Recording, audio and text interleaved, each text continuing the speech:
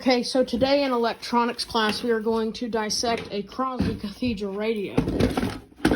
Now, don't be alarmed. This isn't an old one. This is a new Chinese one.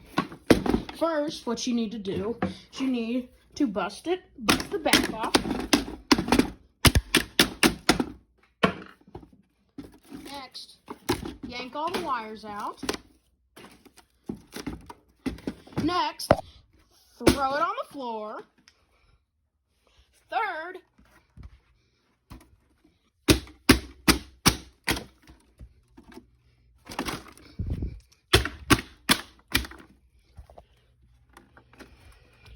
break the cabinet open.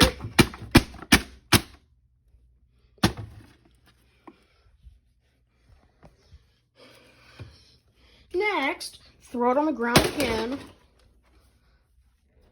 Then,